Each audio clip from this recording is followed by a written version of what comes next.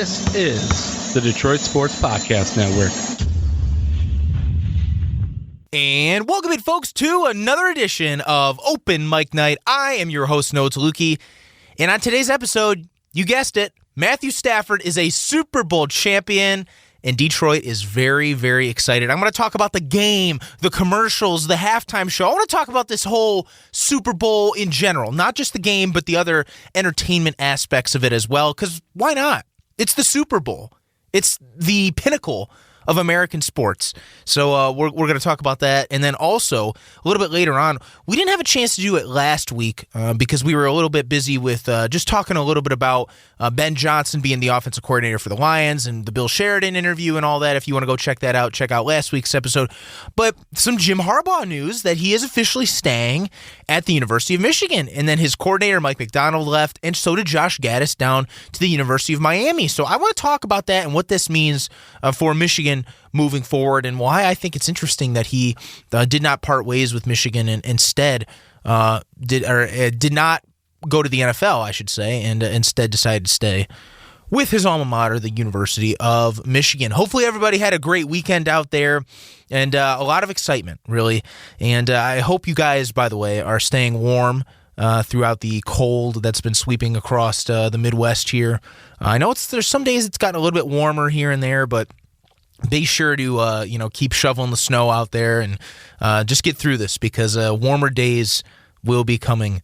That's for sure. I just said that because I've been shoveling some snow here in Cleveland the last couple days, and I had to really bundle up because it's just getting freezing outside.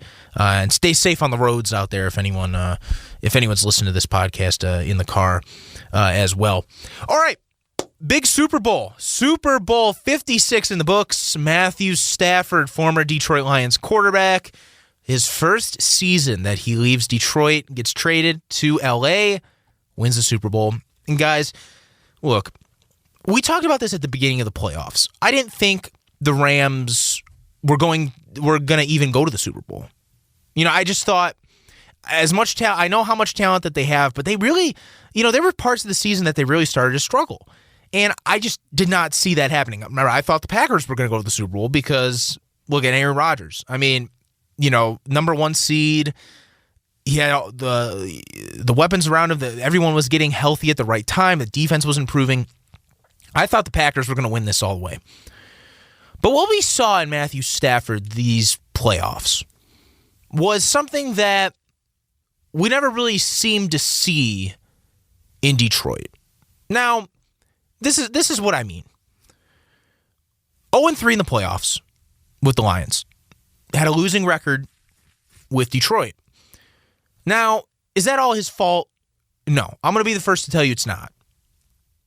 But this is just the league that the NFL is. Everything, win or lost, is going to be blamed or praised on the quarterback. I mean, it's just that simple. And when you have a guy like Matthew Stafford, very talented, rocket arm, and he wasn't able to lead the Lions to the promised land or get a playoff win, something that this team has been needing since 1991, there's a lot of doubt that creeps in. Is he the guy? Why is he still on this team? It's time to move on. The Lions obviously did, and Stafford went to the right team, in my opinion. Cooper Kupp, Robert Woods when he was healthy. Then they traded for Odell Beckham Jr. And more on Odell, by the way, later. And he wins 4 games in a row. The Super Bowl. Start off by dominating Arizona. Then basically ending Tom Brady's career when Brady clawed his way back and tied it up 27-27 in the divisional round. Stafford goes and leads a game-winning drive. Beautiful over-the-shoulder pass to Cooper Kupp. And then they beat the 49ers, a team that they have lost to the last 6 straight times. Then they go in against a red-hot, cool and confident Joe Burrow and the Cincinnati Bengals. A team that I just don't understand how they were in the Super Bowl, even though Burrow had been sacked, 51 times in the regular season. 51 times.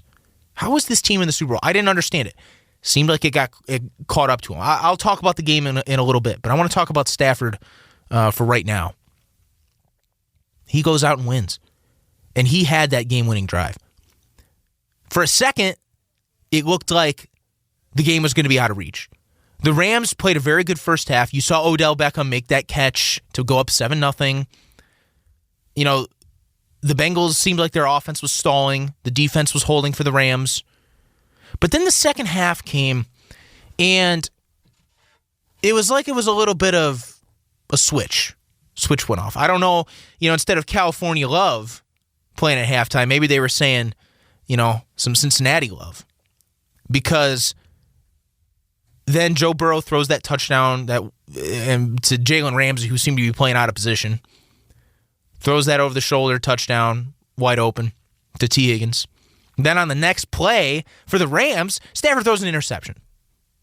So then you're thinking, are the Rams choking this away? Is this going to be the Matthew Stafford that we saw in Detroit in some games? Throwing those interceptions. But it didn't happen. Bengals had the lead for most of that time, and the Rams defense really stepped up. You saw Aaron Donald wake up. He didn't really have a good first half. Was not able to get pressure. He started getting more pressure in the second half.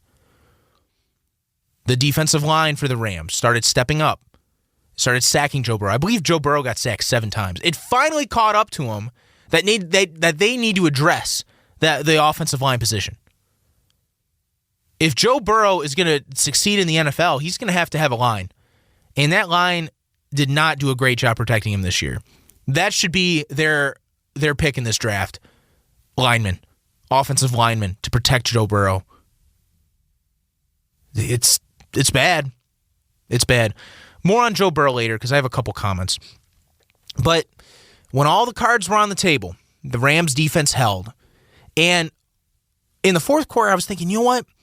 If the Rams keep getting stops, you give Stafford the ball back in the fourth quarter, late in the fourth quarter, I don't think he's losing this game. So with about 6.5 minutes left, I believe that's when the Bengals punted to the Rams. And I said to the people I was watching the game with, Stafford's going to lead him back. He's going to lead him. He's going to at least score a touchdown here. Now, if the Bengals respond and tie the game, touchdown, whatever, but at least Stafford will score a touchdown. And sure enough, they started moving the ball. They started to run a little bit better with Cam Akers.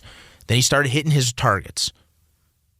And then that one throw to Skoranek, I think, who had the drop earlier in the game, Stafford could have easily, it was the drop that led to the interception. Stafford could have easily not trusted Skoranek the rest of the game. Instead, he went to him on a couple of those throws. He made the catch. They started moving the ball down the field. Just like that, they were in Bengal territory. I remember thinking to myself, they got this. They got this. Then all of a sudden, they get into the red zone, and then the referees, who had not barely called anything all day, they really let the boys play. They really let those guys play. As some people would say, let the boys play.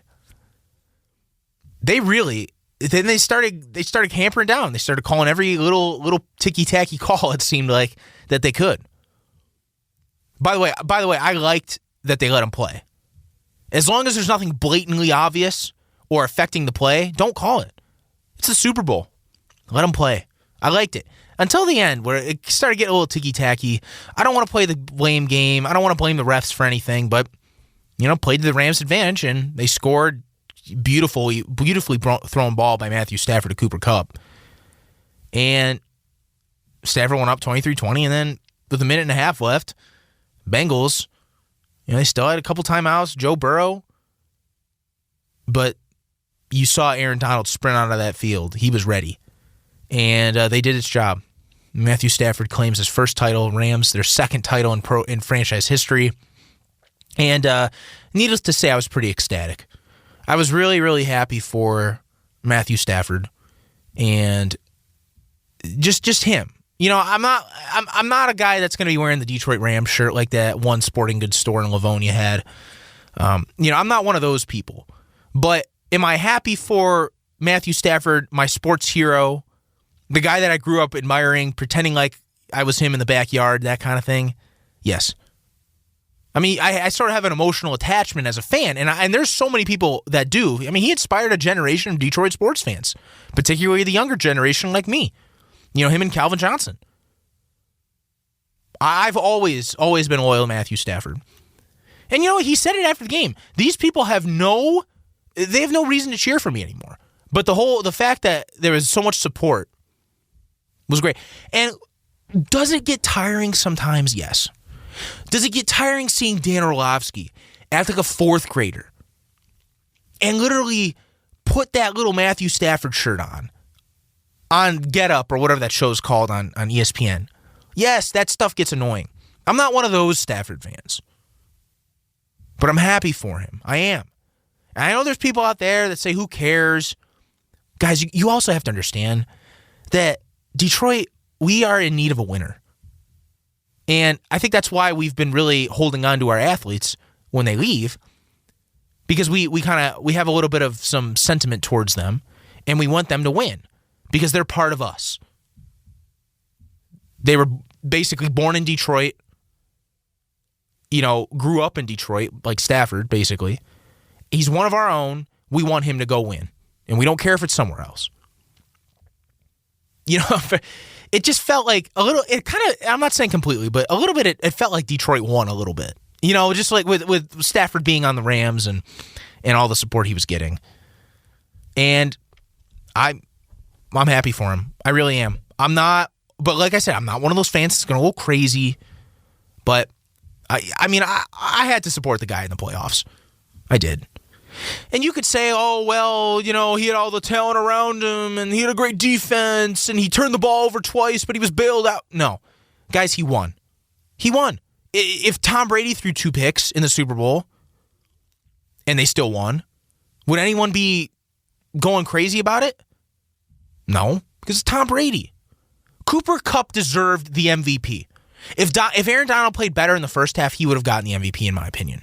But Cooper Kupp deserved it. Matthew Stafford, those 2 turnovers hurt him. The deep interception and the tip ball. Those hurt him. So, I don't think there's any... I don't think Stafford should have gotten the MVP at all. But what did he do? He led them to a Super Bowl. Super Bowl championship. And you guys, I don't think people realize how hard it is to win in this league, no matter how much talent you have. I mean, look at the Cowboys. Look at all that talent they have. Offensively, defensively, Dak Prescott, Ezekiel Elliott. What happened to them? They bowed out in the first round, or in the divisional round. Or the wild card round, I should say. It's hard to win, even if you have all the talent in the world. So don't think, oh, Stafford had all the talent around. You know, that's why he won the Super Bowl. No. Does it help? Yes. But you got to execute. And Matthew Stafford executed. What has he not done in his career in Detroit? What did he not do? He didn't seem to execute in the playoffs. What did he do with the Rams his first year? He executed. He won all 4 of his playoff games. Really, really happy. And a great, great performance. I know he had the 2 turnovers, but being able to lead him on the game-winning drive, the no-look pass, which, of course, in the Super Bowl is going to get recognition. This is not the first time Matthew Stafford has thrown a no-look pass. But it's just it never got recognized before because he played with the Lions. There's a video out there that has a kind of like a whole collection of Matthew Stafford's throws with the Lions, great throws that they said if he would have played for any other team, he would have been hyped up like Patrick. If Patrick Mahomes would have made those throws, the NFL would just swoon over it. Matthew Stafford has made great throws before. But to do it like that on the line in the Super Bowl, very impressive. Very impressive. Now, here's the thing, too, with Stafford. People are starting to really, really hype him up now. But this is what happens when you're in the Super Bowl. When you win a Super Bowl, look at how many people were hyping up Joe Flacco, saying he was elite. Remember that whole talk about him being elite, being the greatest, being a Hall of Famer, all that? Now, there's some Hall of Fame talk about Matthew Stafford because he finally has a Super Bowl. He has the stats to back it up. Here's my opinion on it. If he retired today, he's not a Hall of Famer. I'm just saying straight up. It's like one of those things where it's like you're in the Hall of Very, Very Good, but you're not in the Hall of Fame. I believe if the Rams go out next year and repeat, if he does the same thing this year as he did next year as he did this year, but maybe cut down on the turnovers, make some Pro Bowls, make an All-Pro team, maybe be an MVP candidate, I don't see why not. I don't see why not. He could be in the Hall of Fame. He would have 2 rings. Eli Manning, Ben Roethlisberger, Peyton Manning, Tom Brady. Those guys all have 2 or more rings. Aaron Rodgers doesn't have 2 or more rings. Drew Brees doesn't. I think Matthew Stafford is a lock for a Hall of Famer if they go out and win next year, the Super Bowl. If they go back-to-back, you know how rare it is to go back-to-back. The last team to do it, 04-05, New England Patriots. Or 03-04, those years were the Super Bowl. Yes, that's the last time a team was able to go back-to-back. I don't see why not. He's just got to be more consistent because we didn't see any of this playoff success in Detroit, unfortunately. Like I said, it wasn't his fault. It wasn't all his fault, but it is interesting that he was able to do it with the Rams, that's for sure. Plus, in the game, it was even harder to do because Odell Beckham got hurt. I think Odell Beckham was the X factor to why they made the Super Bowl this year. Because Robert Woods went down with the ACL tear halfway through the year. They signed Odell out of Cleveland. They traded. And he made an immediate impact. He was reborn. We didn't see any of this production in Cleveland, his few years there. Nothing. It was like he was reborn. Still the same talented receiver he always was, but just never did it in Cleveland. Needed a quarterback. What do? They give Matthew Stafford. Well, he's reborn. Cooper Kupp had the best season of his career with Stafford. Calvin Johnson had the best year of his career with Matthew Stafford. Odell Beckham had his best year since he was with the Giants with Stafford. Kenny Golladay, his best years. Marvin Jones, his best years. Golden Tate, his best years with Matthew Stafford. Matthew Stafford has made these receivers better. Got to give credit where credit's due. And the fact that Odell Beckham tore his ACL apparently and Stafford was still able to win that game, seemed like it was a big deflator. I thought, oh boy, that's a huge blow. That's going to change Sean McVay's game plan and everything. But it didn't faze Stafford or any of those Rams. Now, did it help at all? No. But the fact that they were able to still stay in that game, I think was very impressive. And you got to give credit to Matthew. You do. Very, very happy for him. Now, if Joe Burrow and the Bengals would have won, I wouldn't have been like crying about Stafford or anything. I would have been happy for Burrow. Most of the nation wanted Joe Burrow to win, I think. Rams don't have any fans. LA is not a sports city. But Stafford wins. And I love it. People are saying Joe Burrow is going to be back. I hope he is. But that AFC is tough. It's going to be tough for a long time. Patrick Mahomes with the Chiefs. You got Justin Herbert with the Chargers. Don't forget about, even Derek Carr, who could be sneaky in the next couple years. Heck, how could I forget about Josh Allen for the Bills? Mac Jones, who knows what the Patriots are going to do? It's going to be a really, really hard road. So let's hope this isn't a Dan Marino case with Joe Burrow that, Dan Marino goes to the Super Bowl in his second year and he thinks, oh, I'm going to be going for years to come. And becomes the greatest quarterback to never win a Super Bowl. And he only went to one. He didn't even win it. Lost to the 49ers. So there's no guarantees in the NFL. There's no guarantee that Joe Burrow is going to make it back. Am I saying that he's not at all going to make it back? No, not at all. But I'm just saying that the road might be tougher than some of you think. By the way, speaking of Cincinnati, how about those TV ratings that came out? So in terms of viewership in each major market in the United States, Cincinnati for the Super Bowl had the most. And then Detroit was right behind him. Right behind him in number 2. How about that? I think that just shows how much people in Detroit care about Matthew Stafford. I don't think that number would be that high if Stafford wasn't playing in that game. a true testament for Detroiters' love for Matthew Stafford. That's for sure. All right, before we get into Jim Harbaugh, I want to talk a little bit about the entertainment side. It was fun. The halftime show a little bit.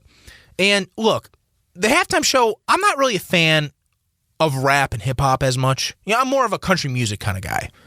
But I will say, I actually enjoyed that halftime show. I did. Because I'm so used to seeing other halftime shows that have just so much production. I mean, you saw the Katy Perry halftime show. I mean, in my opinion, that's one of my favorites. But there was just so much production. The Weeknd, who performed last year in Tampa, so much production. Black Eyed Peas. I mean, there's so many acts that have all this, different camera angles and different spots on the field that they go, and then they go up in the air. Like, I didn't think there was much production in this, and I like it. I liked this halftime show in terms of that.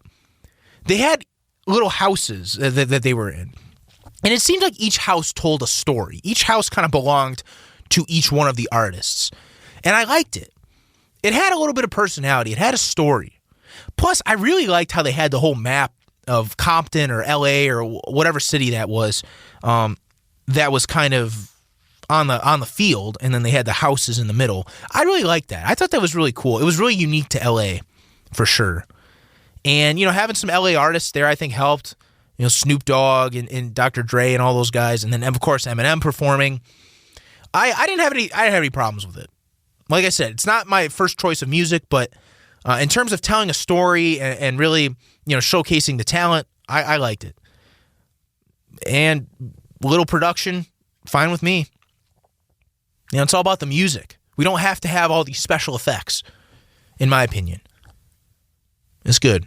I thought they were going to use the car because they had some cars parked out in front of the house, and I thought they were going to be driving the car on the field or anything. But hey, again, a little production. That was just there for show. They weren't going to be driving it around like I think Adam Levine and those guys did in Atlanta a couple years ago. So overall, the halftime show was good. With a little Detroit flair, Matthew Stafford and Eminem, the closest Detroit's been to a Super Bowl, as I've seen some people say. And also commercials. So a couple commercials stood out for me. Some were bad, but others were good. My favorite was by far the Dr. Evil commercial. I like Austin Powers. I've always been a fan.